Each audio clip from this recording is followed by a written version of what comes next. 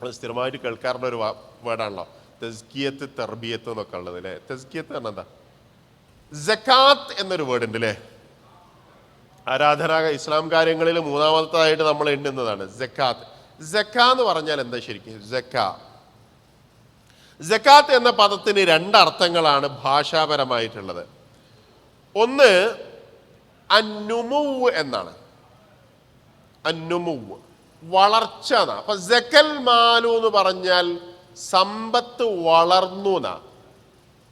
സമ്പത്ത് വളർന്നു. ഈ സക്കാത്ത് എന്ന സംവിധാനം കൃത്യമായി നടപ്പിലാക്കുന്നതിലൂടെ ഒരു സമൂഹത്തിൽ സാമ്പത്തികമായ അഭിവൃദ്ധി എങ്ങനെയാണ് ഉണ്ടാകുന്നത് എന്ന് പഠിക്കേണ്ട ഒരു സംഗതിയാണ്. പണമില്ലാത്ത ആവശ്യക്കാരുടെ കയ്യിലേക്ക് പണമുള്ളത് കൊണ്ട് ആവശ്യങ്ങൾ പൂർത്തീകരിക്കാൻ കഴിയാതെ വരുന്ന, ആവശ്യങ്ങളെ മാറ്റിവെക്കേണ്ട ആളുകളുടെ കയ്യിലേക്ക് പണമെത്തുമ്പോൾ അത് ആ സമൂഹത്തിലെ സാമ്പത്തികാവസ്ഥയിൽ എന്ത് ചലനമാണ് സൃഷ്ടിക്കുന്നത് എന്നത്, അങ്ങാടികളിൽ എന്ത് ചലനമാണ് സൃഷ്ടിക്കുന്നത് എന്നതൊക്കെ അതെന്ത് ചെയ്യുമെന്ന് ചോദിച്ചാൽ ആ പണം എന്ത് ചെയ്യും? ആ പണം അങ്ങാടികളിൽ ഇറങ്ങും, അതിന് അഭിവൃദ്ധി ഉണ്ടാവുകയും ചെയ്യും. മറ്റത് പണക്കാരുടെ കയ്യിൽ ഇങ്ങനെ കെട്ടിക്കിടക്കുകയുള്ളൂ, അവിടെ ഇങ്ങനെ കറങ്ങുകയുള്ളൂ, അതിനൊരിക്കലും എന്ത് ചെയ്യില്ല, വളർച്ച ഉണ്ടാവില്ല. സക്കാത്ത് എന്ന സംവിധാനം ശരിക്ക് സാമ്പത്തിക രംഗത്ത് എന്തുണ്ടാക്കുന്നുണ്ട്? വളർച്ചയുണ്ടാക്കുന്നുണ്ട് എന്നുള്ള ഞാൻ പറഞ്ഞത്. സക്കാത്ത് എന്ന പദത്തിന്റെ ഒരർത്ഥം അതാണ്, വളർച്ച എന്നതാണ്. വളർച്ച, അന്നുമുവ്. മറ്റൊന്ന് അത്വഹാറ എന്ന, ശുദ്ധി എന്ന. ഇപ്പൊ സൗബ എന്ന് പറഞ്ഞാൽ, സൗബ് എന്ന് പറഞ്ഞാൽ എന്താ? വസ്ത്രം. സൗബ എന്ന് പറഞ്ഞാൽ അതിന്റെ അർത്ഥം ഐ ത്വഹറഹുന, ശുദ്ധീകരിച്ചു. അപ്പൊ തസ്കിയത്ത് എന്ന പദത്തിന്റെ മറ്റൊരർത്ഥം എന്താണ്? ശുദ്ധീകരിക്കുക എന്നത്. അപ്പം വളർത്തുകയും ശുദ്ധീകരിക്കുകയും ചെയ്യുക എന്നതാണ് ഭാഷാപരമായിട്ട്, ലഗവിയായിട്ട് ഏതിന്റെ അർത്ഥം? തസ്കിയത്ത് എന്നതിന്റെ അർത്ഥം. ഖുർആൻ എന്തിന്റെ തസ്കിയത്തിനെ കുറിച്ചാണ് നമ്മളോട് സംസാരിക്കുന്നത്? നേരത്തെ ഓതി വെച്ച സൂറത്തു ശംസിൽ അല്ലാഹു സൂര്യനെയും ചന്ദ്രനെയും സാക്ഷി നിർത്തിയതിനു ശേഷം പറയുന്ന ഒരു സംഗതി ഉണ്ട്. വശംസി വദുഹഹ വൽ ഖമരി ഇദാ തലാഹ. അതിങ്ങനെ പറഞ്ഞു വന്നിട്ട് പിന്നെ പറയുന്ന ഒരു സംഗതി ഉണ്ട്, വനഫ്സിൻ വമ സവ്വാഹ. നഫ്സിനെ എന്ത് ചെയ്തു എന്നാ പറഞ്ഞത്? തസ്വിയത്ത് നടത്തി. അവിടെ നഫ്സിന്റെ ഹൽക്കിനെ കുറിച്ചല്ല പറഞ്ഞത് അല്ലേ, സൃഷ്ടിപ്പിനെ കുറിച്ചല്ല പറഞ്ഞത്. നഫ്സിന്റെ എന്തിനെ കുറിച്ചാണ് പറഞ്ഞിട്ടുള്ളത്? തസ്വിയത്തിനെ കുറിച്ചാണ് പറഞ്ഞിട്ടത്. ഹൽക്ക് വേറെയാണ്, തസ്വിയത്ത് വേറെയാണ്. പഠിതാക്കൾ എന്നുള്ള നിലക്ക് സൂചനകൾ മതി. അപ്പൊ സൂറത്തുൽ ആലയുടെ തുടക്കത്തിൽ 4 സംഗതികൾ പറയുന്നുണ്ട്. സബ്ബിഹിസ്മ റബ്ബിക്, നിന്റെ റബ്ബിനെ നീ തസ്ബീഹ് നടത്തണം എന്ന് പറഞ്ഞിട്ടുണ്ട്. എങ്ങനെയുള്ള റബ്ബിനെ? അല്ലദീ ഖലഖ, ഹൽക്ക് നടത്തി. എല്ലാ സൃഷ്ടിയുടെയും സൃഷ്ടിപ്പ് എന്ന പ്രവർത്തനം എന്ത് ചെയ്തു? പൂർത്തീകരിച്ചു. തൊട്ടുടനെ, സൃഷ്ടിച്ച ഉടനെ എല്ലാ സൃഷ്ടികളിലും പടച്ചോൻ ചെയ്തു വെച്ചിട്ടുള്ള രണ്ടാമത്തെ ഒരു സംഗതിയാണ് അത് അതിന് തൊട്ടു ശേഷം ചെയ്തൊരു പണിയാണ്. ഹൽക്കിന്റെ തൊട്ടുടനെ, അതുകൊണ്ടാണ് അവിടെ വന്നിട്ടുള്ളത്. തൊട്ടുടനെ ചെയ്തിട്ടുള്ള ഒരു സംഗതിയാണ് തസ്വിയത്ത് എന്ന് പറയുന്നത്. പിന്നെ സൃഷ്ടികളിൽ പടച്ചോൻ ചെയ്തു വെച്ചിട്ടുള്ള മൂന്നാമത്തെ സംഗതി എന്താ? വല്ലദീ ഖദ്ദറ, തഖ്ദീറാണ്. ഓരോന്നിനും പടച്ചോൻ എന്ത് ചെയ്തിട്ടുണ്ട്? ഖദർ നിശ്ചയിച്ചിട്ടുണ്ട്. ഭൂമിക്ക് ഖദറുണ്ട്. അതിന്റെ എല്ലാ സംഗതികളിലും ഓരോ ഖദറുണ്ട്. അതിന്റെ വലുപ്പമായിരുന്നാലും അതിന്റെ ചലനമായിരുന്നാലും ഒക്കത്തിലും എന്തുണ്ട്? ഖദറുണ്ട്. ഇത് എല്ലാ സൃഷ്ടിപ്പിലും ഉണ്ട് ഈ ഖദർ, തഖ്ദീർ. പിന്നെ ചെയ്തതോ വല്ലദീ ഖദ്ദറ ഫഹദ. ഓരോന്നിനും അതിൻ്റെതായ വഴി നിർണയിച്ചു കൊടുത്തു എന്നുള്ളതാണ് പടച്ചോൻ ചെയ്തിട്ടുള്ളത്. ഒരു പടപ്പിനെ കേവലം പടച്ചു വിടുക എന്നതിൽ പരിമിതമല്ല ആ പടപ്പിനോട് പടച്ചവൻ നിർവഹിച്ചിട്ടുള്ള ദൗത്യം എന്ന് പറയുന്നത്. പിന്നെയോ പടച്ചിട്ടുണ്ട്, തസ്വിയത്ത് നടത്തിയിട്ടുണ്ട്, തഖ്ദീർ നടത്തിയിട്ടുണ്ട്. ഓരോന്നിനും അതിൻ്റെതായ വഴി നിശ്ചയിച്ചു കൊടുത്തിട്ടുണ്ട്. നമ്മൾക്കും അതെ സൃഷ്ടിച്ചിട്ടുണ്ട്, തസ്വിയത്ത് നടത്തിയിട്ടുണ്ട്, തഖ്ദീറുണ്ട്, ഹിദായത്തും ഉണ്ട്. പിന്നെ അതിനോട് ചേർന്ന് വരുന്നൊരു സംഗതി കൂടെ ഉണ്ട്. അത് അതിൻ്റെ ബാക്കി ഭാഗങ്ങൾ വായിച്ചാൽ നമുക്ക് മനസ്സിലാവും. അപ്പം ഇതിൽ ഹൽക്കല്ല തസ്വിയത്ത് എന്ന് പറയുന്നത്. നഫ്സിനെ കുറിച്ച് പറഞ്ഞെടുത്ത് പടച്ചോൻ പറഞ്ഞിട്ടുള്ളത് വനഫ്സിൻ വമാ ഖലഖഹ എന്നല്ല. പിന്നെ എന്താ പറഞ്ഞിട്ടുള്ളത്? വനഫ്സിൻ വമാ സവ്വാഹ. നഫ്സിനെ തസ്വിയത്ത് നടത്തിയതിനെ കുറിച്ച് പറഞ്ഞതിന് ശേഷം ഖുർആൻ പറയുന്നത് ഖദ് അഫ്ലഹ മൻ സക്കാഹ. ഈ നഫ്സിന്റെ തസ്കിയത്താണ് വിജയത്തിന്റെ നിദാനം എന്ന് പറയുന്നത്. എന്താ നഫ്സ്? എന്താ നഫ്സ്? എന്താ? ആത്മാവ്. അപ്പൊ റൂഹോ? നമ്മൾ മരിക്കൂലേ? എപ്പം? അറിയില്ല. ഈ മരിക്കുന്ന സമയത്ത് അള്ളാഹു ഉയർത്തിക്കൊണ്ടുപോകുന്നത് എന്തിനെയാ? നമ്മളിൽ നിന്ന് റൂഹിനെ. ഉറപ്പാണോ?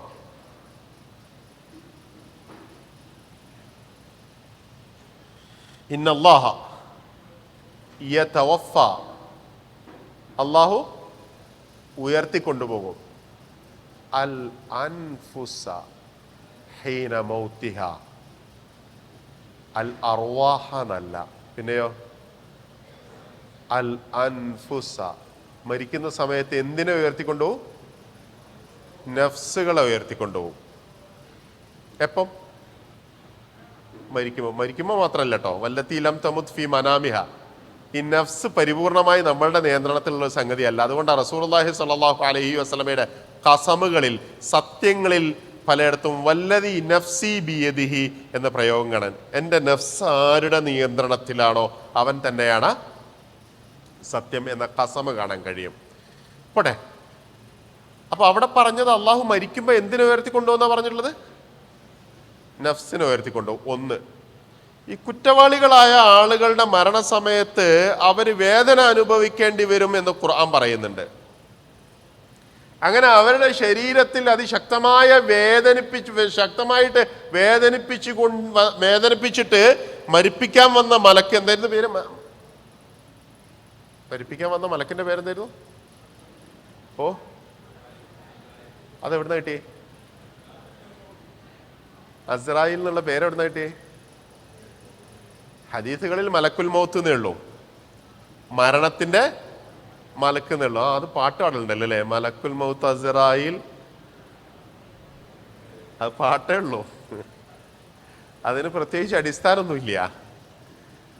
ഹദീസുകളിലൊന്നും അങ്ങനെ ഒരു പേര് വന്നിട്ടില്ല. ഏതായിരുന്നാലും ഈ മരിപ്പിക്കാൻ വന്നിട്ടുള്ള മലക്കുകൾ ഈ കുറ്റവാളികളായ ആളുകളുടെ, മുജ്രിമുകളുടെ ശരീരത്തിൽ ശക്തമായി വേദനിപ്പിച്ചുകൊണ്ട് അവരോട് ആവശ്യപ്പെടുന്നത് എന്ത് തരാൻ വേണ്ടിയിട്ടാ?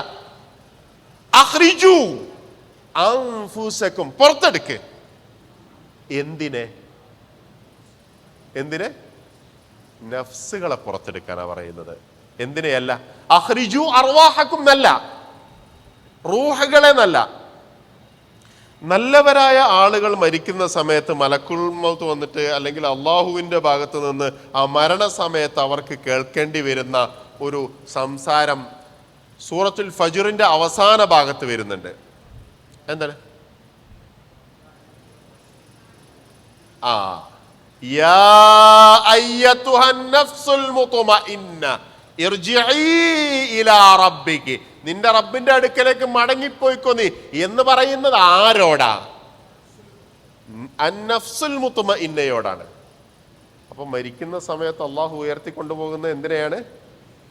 ഒരു 5 മിനിറ്റ് മുന്നേ വരെ കൊണ്ടുവരുന്നത് റൂഹനെയായിരുന്നു. ഇപ്പൊ അത് മാറ്റിപ്പോ.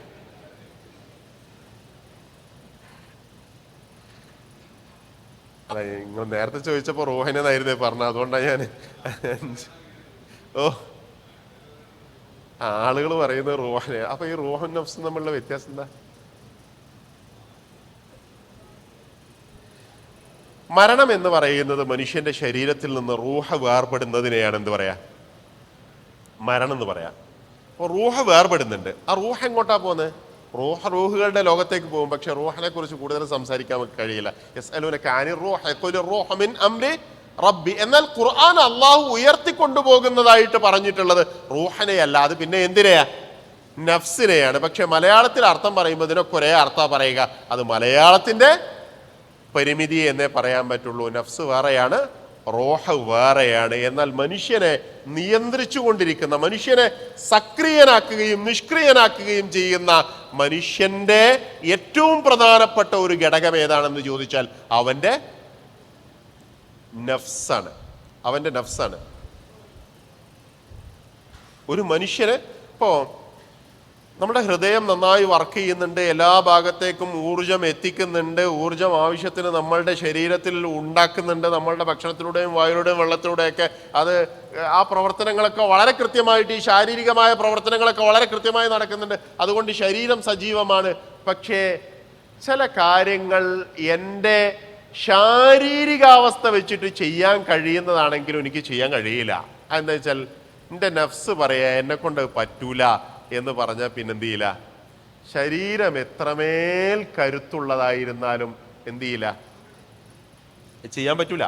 അതേസമയം ശാരീരികമായിട്ട് എനിക്ക് അത് ചെയ്യാൻ കഴിയില്ലെങ്കിലും നഫ്സ് നിനക്കത് ചെയ്യാൻ പറ്റുമെന്ന് പറഞ്ഞാൽ നമ്മൾ അത് ചെയ്തിരിക്കുകയും ചെയ്യുന്ന അത്രമേൽ കരുത്തുള്ള ഒരു സാധനമാണ് എന്ത്, നഫ്സ് എന്ന് പറയുന്നത്. നമ്മളെ സക്രിയരാക്കുകയും നമ്മളെ നിഷ്ക്രിയരാക്കുകയും ചെയ്യുന്ന ഏറ്റവും പ്രധാനപ്പെട്ട ഒരു ഘടകമാണിത്, നഫ്സ് എന്ന് പറയുന്നത്. നഫ്സ് എന്ന് പറയുന്നത് ഈ നഫ്സിനെയാണ് ഒരു മനുഷ്യൻ തസ്കിയത്ത് നടത്തേണ്ടത്. എന്തിന്? അവന്റെ ആത്യന്തികമായ വിജയത്തിന് എന്ന ഖുർആൻ പറയുന്നത്. ഖദ് അഫ്ലഹ മൻ സക്കഹ. അതിന് ഈ നഫ്സ് ശുദ്ധീകരിക്കണമെങ്കിൽ അതിലുണ്ടാകുന്ന കുഴപ്പമെന്താ? അതിലൊരു കുഴപ്പമുണ്ട്. എന്താ കുഴപ്പം? ഈ നഫ്സിന്റെ പ്രശ്നം എന്താണെന്ന് ചോദിച്ചാൽ രണ്ട് സംഗതികളെ പടച്ചവൻ ഈ നഫ്സിൽ ഇൽഹാമാക്കി വെച്ചിട്ടുണ്ട്. ഞാൻ അതും കൂടി പറഞ്ഞ് അവസാനിപ്പിക്കട്ടോ. രണ്ട് സംഗതികളെ ഇൽഹാമാക്കി വെച്ചിട്ടുണ്ട്. എന്തൊക്കെയാണ്? ഇൽഹാം എന്താണെന്ന് നമുക്കറിയാലോ അല്ലേ? ഇൽഹാം ഉണ്ട്, വഹയുണ്ട്, അങ്ങനെ കുറെ സാധനങ്ങളുണ്ട്. നഫ്സിൽ പടച്ചവൻ രണ്ട് കാര്യങ്ങളെ ഇൽഹാമാക്കി വെച്ചിട്ടുണ്ട്. ഫഅൽഹമഹ ഫുജൂറഹ വതഖ്വഹ. എല്ലാ മനുഷ്യന്റെ മനസ്സിലുണ്ട് ഫുജൂറുണ്ട്, തഖ്വയുണ്ട്. എന്താ ഫുജൂർ എന്ന് പറഞ്ഞാൽ? ദേഹേച്ഛ എന്നാ നമ്മൾ അതിന് അർത്ഥം പറയാറുള്ളത് അല്ലേ? എന്ന് പറഞ്ഞാൽ നമ്മൾക്ക് എന്താണോ ചെയ്യാൻ തോന്നുന്നത് അത് ചെയ്യാനുള്ള ഒരു ത്വര എന്നൊക്കെ പറയാൻ വേണമെങ്കിൽ, അത് ചെയ്യാനുള്ള ത്വര. അതേപോലെ തന്നെ അതിൻ്റെ ഉള്ളിൽ വേറൊരു സാധനം ഉണ്ട്. അതെന്താണ്? തഖ്വ എന്ന് പറയുന്നത്. തഖ്വ തന്നിഷ്ടം ചെയ്യാനുള്ള തോന്നലല്ല. പിന്നെയോ എൻ്റെ റബ്ബ് എന്താണോ ഞാൻ ചെയ്യണമെന്ന് താല്പര്യപ്പെടുന്നത് അത് ചെയ്യാനുള്ള ബോധത്തെയാണ് എന്ത് പറയാ? തഖ്വ എന്ന് പറയാം. ഈ രണ്ട് സാധനങ്ങളും എല്ലാ മനുഷ്യന്റെയും മനസ്സിലുണ്ട്. എൻ്റെ മനസ്സിൽ അങ്ങനെയൊന്നും അല്ല, എൻ്റെ നഫ്സിൽ ഫുജൂർ ഇല്ല എന്ന് പറയാൻ പറ്റുന്ന ആരെങ്കിലും ഉണ്ടോ? എൻ്റെ മനസ്സിൽ ഫുജൂറേ ഇല്ല എന്ന് പറയാൻ പറ്റുന്ന എൻ്റെ നഫ്സിൽ? പടച്ചോൻ പറഞ്ഞത് ഫഅൽഹമഹ ഫുജൂറഹ വതഖ്വഹ. പക്ഷേ ആ ഫുജൂറിനെ അടക്കി നിർത്താനും തഖ്വയെ ഉയർത്തിക്കൊണ്ടുവരുവാനും ആർക്കാണോ കഴിയുന്നത് അവനാണ് വിജയി എന്നാ പറഞ്ഞിട്ടുള്ളത്. യൂസുഫ് നബി അലൈഹി സ്വലാത്തു വസ്സലാമയുടെ ചരിത്രം പഠിക്കുന്നിടത്ത് യൂസുഫ് നബി അലൈഹി സ്വലാത്തു വസ്സലാമ നഫ്സിനെ പറ്റി പറയുന്ന ഒരു വാക്കുണ്ട്, വമാ ഉബരിഉ നഫ്സി. ഇത് യൂസുഫ് നബി അലൈഹി സ്വലാത്തു വസ്സലാമയുടെ സംസാരം കോട്ട് ചെയ്തതാണോ അതല്ല ഇമ്രാത്തുൽ അസീസിനെ എൻ്റെ സംസാരം കോട്ട് ചെയ്തതാണോ എന്നിടത്ത് മുഫസ്സിറുകൾക്കിടയിൽ അഭിപ്രായ വ്യത്യാസങ്ങൾ നിലനിൽക്കുന്നുണ്ടെങ്കിലും കുറച്ചുകൂടെ ശരിയായിട്ട് തോന്നുന്നത് യൂസുഫ് നബി അലൈഹി സ്വലാത്തു വസ്സലാമയുടെ സംസാരമായിട്ടാണ്. വമാ ഉബരിഉ നഫ്സി, എൻ്റെ നഫ്സ് ബരി ആണെന്ന് ഞാൻ പറയും. നഫ്സ് ബരി ആണെന്ന് ഞാൻ പറയൂല. കാരണം ഇന്ന നഫ്സല അമ്മാറത്തുൻ. ഇതാരാ പറയുന്നത്? യൂസുഫ് നബി അലൈഹി സ്വലാത്തു വസ്സലാമയാ പറയുന്നത്. യൂസുഫ് നബി അലൈഹി സ്വലാത്തു പ്രവാചകനാണ്. നഫ്സ് ബരി ആണെന്ന് പറയാം. എന്ന് പറഞ്ഞാൽ ഒരു മനുഷ്യന്റെ വികാരങ്ങളുള്ള മനുഷ്യൻ സാധാ മനുഷ്യൻ തന്നെയാണ് ഞാൻ. പക്ഷേ ആ നഫ്സിന്റെ തിന്മക്ക് വേണ്ടിയിട്ടുള്ള താല്പര്യത്തിന് ഞാൻ എന്ത് ചെയ്തിട്ടില്ല? കീഴ്പ്പെട്ടിട്ടില്ല എന്നതാണ് യൂസുഫ് നബി അലൈഹി സ്വലാത്തു വസ്സലാമയുടെ വിജയം എന്ന് പറയുന്നത്. ഇതാണ് ഒരു മനുഷ്യന്റെ തസ്കിയത്ത്, സംസ്കരണം എന്ന് പറയുന്നത്. ഖുർആൻ പഠിപ്പിക്കുന്ന തന്നിഷ്ടങ്ങളെ നിയന്ത്രിക്കാനും അള്ളാഹുവിൻ്റെ താല്പര്യങ്ങൾ അഥവാ തഖ്വയെ ഉയർത്തിക്കൊണ്ടുവരാനും കഴിയുക എന്നുള്ളത്. ഞാൻ ആ ഭാഗം ഇങ്ങനെ പറഞ്ഞുകൊണ്ട് അവസാനിപ്പിക്കാം. നിങ്ങൾ സോപ്പ് പെട്ടി കണ്ടിട്ടുണ്ടോ? ഇതൊക്കെ പലയിടത്തും പറഞ്ഞ ഉദാഹരണങ്ങളാണ്. സോപ്പ് പെട്ടി കണ്ടിട്ടുണ്ടോ? പുതിയ തലമുറ കണ്ടിട്ടുണ്ടാവാൻ സാധ്യത കുറവാണ്. പുറത്തുനിന്ന് കുളിക്കാത്തത് കൊണ്ട് അധികം. പുറത്തുനിന്ന് കുളിക്കുമ്പോഴാണ് ഈ സോപ്പ് പെട്ടി ആവശ്യമുള്ളത്. സോപ്പ് കൊണ്ടുപോയിട്ട് സോപ്പ് പെട്ടിക്ക് എത്ര പാർട്ടുണ്ടാവും? 2 പാർട്ട്. 2 പാർട്ട് ഒരേപോലെയാണ് ഉണ്ടാക്കിയിട്ടുള്ളത്? അല്ല. ഒന്നിന് എന്തുണ്ടാവും? കുറേ ഹോളുകൾ ഉണ്ടാവും. മറ്റേനോ? എന്തുകൊണ്ടാണ് ഒന്നിന് കുറേ ഹോളുകൾ ഇട്ടെന്ന് മാത്രമല്ല അത് കുറച്ച് കാലുകളിലായിട്ട് ഉയർത്തി നിർത്തിയിട്ടുണ്ട്. അതെന്തിനാ? നനഞ്ഞ സോപ്പ് അതിലേക്ക് വെച്ചാൽ അതിലുള്ള ഈർപ്പം ചെയ്യണം, ആ ഹോളിലൂടെ പോകണം. പിന്നെ എന്തിനാ മൂടിക്ക് എന്തുകൊണ്ടാണ് ഹോൾ ഇടാതിരുന്നത്? നമ്മൾ കുളിച്ചുകൊണ്ടിരിക്കുക, ചിലപ്പോൾ അതിൻ്റെ മുകളിലേക്ക് വെള്ളം വീഴും. വെള്ളം വീഴാതിരിക്കാനാണ് മൂടി അങ്ങനെ ആക്കിയിട്ടുള്ളത്. ഇത് ഏത് ഭാഗത്തിൽ സോപ്പ് വെക്കണം, ഏത് ഭാഗം കൊണ്ട് മൂടണം എന്ന് തീരുമാനിക്കുന്നത് അത് ഉണ്ടാക്കിയ ആളാണോ അതല്ല ഉപയോഗിക്കുന്നത് നമ്മളാണോ? ഉണ്ടാക്കിയ ആളാണല്ലോ, അല്ലേ? നമ്മൾക്ക് തോന്നിയതുപോലെ ഉപയോഗിച്ച ഉണ്ടാക്കിയ ആളെന്തെങ്കിലുമൊക്കെ പറഞ്ഞോട്ടെ, ഞാൻ സോപ്പ് ഇതിലേ വെക്കുള്ളൂ എന്ന് പറഞ്ഞിട്ട് മൂടിയിൽ വെക്കാൻ തുടങ്ങിയാൽ 1 മാസം ഉപയോഗിക്കേണ്ട സോപ്പ് എന്തായി കിട്ടും? ഒരാഴ്ച കൊണ്ട് തീരുമാനമായി കിട്ടും. ഒരു വസ്തു എന്തിനു ഉപയോഗിക്കണം എന്ന് തീരുമാനിക്കേണ്ടത് ആരാണെന്ന് ചുരുക്കം. ആരാണ്? അത് ഉണ്ടാക്കിയ ആളാ. ഞാൻ എൻ്റെ കണ്ണുകൊണ്ട് എന്ത് കാണണം, എൻ്റെ കാതുകൊണ്ട് എന്ത് കേൾക്കണം, എൻ്റെ സംസാരശേഷി ഉപയോഗിച്ച് എന്ത് പറയണം എന്ന് തീരുമാനിക്കേണ്ടത് എനിക്ക് തോന്നുന്നത് ഞാൻ പറയും, എനിക്ക് തോന്നുന്നത് ഞാൻ കാണും, എനിക്ക് തോന്നുന്നത് ഞാൻ കേൾക്കും എന്നാണോ? അതല്ല, ഇതിനെയൊക്കെ ഉണ്ടാക്കിയ ആൾ എന്താണ് താല്പര്യപ്പെടുന്നത് അതാണ് ഞാൻ നിർവഹിക്കേണ്ടത് എന്നതാണോ ശരി? ഏതാ ശരി? ഉണ്ടാക്കിയാൽ. ഇതിനെയാണ് എന്ത് പറയാ? തഖ്വ എന്ന് പറയാ. ആ റബ്ബ്, നമ്മളെ സൃഷ്ടിച്ച റബ്ബ് നമ്മൾ എന്ത് ചെയ്യണം, എന്ത് ചെയ്യരുത് നമ്മളുടെ വിജയത്തിന് വേണ്ടി എന്നത് കൃത്യമായിട്ട് നിശ്ചയിച്ചിട്ടുണ്ട്. അത് നമ്മൾക്ക് പറഞ്ഞു തരികയും ചെയ്തിട്ടുണ്ട്. അതാണ് മനുഷ്യർക്കുള്ള ഹിദായത്ത് എന്ന് പറയുന്നത്. അതെവിടെയാണുള്ളത്? പരിശുദ്ധ ഖുർആനിലാണുള്ളത്. ആ പരിശുദ്ധ ഖുർആൻ തഖ്വയനുസരിച്ച് ജീവിക്കാനുള്ള ധർമ്മ പുസ്തകമാണ് എന്ന് ചുരുക്കം. നമ്മളുടെ ഏതുപോലെ ഒരു വസ്തു, പ്രത്യേകിച്ച് ഈ ഇലക്ട്രോണിക് ഉപകരണങ്ങളൊക്കെ ഇതെങ്ങനെ ഉപയോഗിക്കണം എന്നത് അതിൻ്റെ നിർമ്മാതാവ് അത് നശിച്ചു പോകാതിരിക്കാൻ മാനുവലിലൂടെ നമ്മൾക്ക് പറഞ്ഞു തരുന്നത് പോലെ നമ്മൾ പരാജയപ്പെടാതിരിക്കാൻ നമ്മൾ എന്ത് ചെയ്യണം, എന്ത് ചെയ്യരുത് എന്ന് പറഞ്ഞു തരാൻ വേണ്ടിയിട്ടാണ് അല്ലാഹു ചെയ്തിട്ടുള്ളത്, ഖുർആൻ അവതരിപ്പിച്ചിട്ടുള്ളത്. അവസാനിപ്പിക്കുന്ന സമയത്ത് നിങ്ങളുടെ മുന്നിലേക്ക് ഒരു ചിന്ത കൂടെ നിങ്ങളുടെ പഠനത്തിന് വേണ്ടിയിട്ട് തന്നിട്ട് അവസാനിപ്പിക്കുകയാണ്. ഖുർആൻ മാർഗദർശനമാണ് എന്ന് പറഞ്ഞത് 2 രൂപത്തിലാണ്. ഒന്ന് ഹുദല്ലിൽ മുത്തഖീൻ, തഖ്വയുള്ളവർക്ക് മാർഗദർശനമാണ് എന്ന. രണ്ടാമത്തത് കുറച്ചുകൂടെ ഇങ്ങോട്ട് വന്നാൽ ഹുദല്ലിൽ ലിന്നാസ് ശഹ്റു റമദാൻ അല്ലദീ ഉൻസില ഫീഹിൽ ഖുർആൻ, ജനങ്ങൾക്ക് മാർഗദർശനമാണ് എന്ന. ഇത് 2 തരത്തിലുള്ള ഹിദായത്തിനെ കുറിച്ചാണ് പറയുന്നത്. 2 തരത്തിലുള്ള മാർഗദർശനത്തെക്കുറിച്ചാണ്. അതിലൊന്ന് ഞാൻ ഈ പറഞ്ഞിട്ടുള്ള നമ്മൾ എന്ത് ചെയ്യണം, എന്ത് ചെയ്യരുത് നമ്മളുടെ വിജയത്തിന് വേണ്ടി എന്നതിനുള്ള പടച്ചവന്റെ നിർദ്ദേശങ്ങളാണ്. അതാണ് ഹുദല്ലിൽ മുത്തഖീൻ എന്ന് പറഞ്ഞിട്ടുള്ളത്. രണ്ടാമത്തത് ഖുർആൻ എന്ന് പറയുന്നത് മുഹമ്മദ് നബി സല്ലല്ലാഹു അലൈഹി വസല്ലമയുടെ റിസാലത്തിനുള്ള തെളിവാണ് എന്ന് പറഞ്ഞാൽ മൂസാ നബി അലൈഹി സ്വലാത്തു വസ്സലാമക്ക് നൽകിയിട്ടുള്ള ഒരു തെളിവുണ്ട്, ഒരു മുഅ്ജിസത്തുണ്ട്. ഹിസ്സിയാണത്. മുഹമ്മദ് നബി സല്ലല്ലാഹു അലൈഹി വസല്ലം എനിക്ക് പടച്ചവനിൽ നിന്ന് സന്ദേശം കിട്ടുന്നുണ്ട് എന്ന് ജനങ്ങളോട് പറയുമ്പോൾ അതിനെന്താ തെളിവ് എന്ന് ചോദിച്ചാൽ കാണിച്ചു കൊടുക്കാൻ എന്തേ ഉള്ളൂ? ഖുർആനേ ഉള്ളൂ. എന്ന് പറഞ്ഞാൽ മൂസാ നബി അലൈഹി സ്വലാത്തു വസ്സലാമ വടി നിലത്തിട്ടപ്പോൾ പാമ്പായി പോയി ജാലവിദ്യക്കാരുണ്ടാക്കിയതിനൊക്കെ വിഴുങ്ങിയപ്പോൾ ജാലവിദ്യക്കാർക്ക് ബോധ്യപ്പെട്ടു ഇതൊരു മനുഷ്യന് ചെയ്യാൻ പറ്റിയ പണിയല്ല. മനുഷ്യന് ചെയ്യാൻ പറ്റിയ പണി എന്ന് പറയുന്നത് സിഹറാണ്. അത് തഅല്ലുമിനും തഅലീമിനും പറ്റിയ സംഗതിയാണ്. അത് അമാനുഷികമല്ല. അതിൽ യാഥാർത്ഥ്യത്തെ ഉണ്ടാക്കാൻ കഴിയില്ല. അത് കബളിപ്പിക്കാനേ കഴിയുള്ളൂ എന്നത് ആർക്കറിയാം? ജാലവിദ്യക്കാർക്കറിയാം. അതുകൊണ്ട് ജാലവിദ്യക്കാർ പറഞ്ഞു ഈ കാണിച്ചത് എന്തല്ല, സിഹറല്ല എന്ന് പറഞ്ഞു. അവർ വിശ്വസിച്ചു. മുഹമ്മദ് നബി സല്ലല്ലാഹു അലൈഹി വസല്ലമ അള്ളാഹുവിൻ്റെ ദൂതനാണ് എന്നത് വിശ്വാസമാകണമെങ്കിൽ ഖുർആൻ എന്ത് ചെയ്യണം? വായിക്കേണ്ടതുപോലെ വായിക്കണം. ഇത് മനുഷ്യൻ്റെ വാക്കല്ല എന്നെന്ത് ചെയ്യണം? ഖുർആൻ വായിക്കുമ്പോൾ ബോധ്യപ്പെടണം. അതിന് ഞാൻ നേരത്തെ പറഞ്ഞതുപോലെ ഒരർത്ഥം കിട്ടുമ്പം ഇന്നതാണ് ഇതിൻ്റെ മലയാള അർത്ഥം എന്നതിൽ നമ്മളുടെ പഠനം പരിമിതപ്പെടുത്തുകയോ അതിൽ നമ്മൾ സംതൃപ്തരാകാതിരിക്കുകയോ ചെയ്യുമ്പോഴാണ് ആ നിലയ്ക്ക് ഇത് പടച്ചവന്റെ വാക്കാണ് എന്ന ബോധ്യത്തിലേക്ക് നമ്മൾക്ക് എത്താൻ കഴിയുക. അത് എല്ലാ മനുഷ്യർക്കും ഖുർആൻ ആ നിലക്ക് വായിച്ചാൽ എന്ത് ചെയ്യാൻ പറ്റും? ആ ബോധ്യത്തിലേക്ക് എത്താൻ പറ്റും. എല്ലാ മനുഷ്യർക്കും ഹുദല്ലിന്നാസ്, ഇത് പടച്ചവന്റെ വാക്കാണ്. പക്ഷെ ആ നിലക്ക് ഖുർആനെ വായിക്കാൻ കഴിയണമെങ്കിൽ എന്ത് വേണമെന്ന് വെച്ചാൽ അങ്ങനെ ഖുർആനിനെ മറ്റുള്ളവർക്ക് പരിചയപ്പെടുത്തി കൊടുക്കാനുള്ള ജ്ഞാനം നമ്മൾക്ക് വേണം. അവിടെയാണ് നേരത്തെ നമ്മൾ വായിച്ച തഅലീമുൽ കിതാബി വൽ ഹിക്മ എന്നതുകൂടെ പ്രസക്തമാകുന്നത്. അത് അല്പം കൂടെ വിശദീകരിക്കേണ്ട സംഗതികളാണ്. സമയപരിമിതി കൊണ്ട് അവസാനിപ്പിക്കുകയാണ്.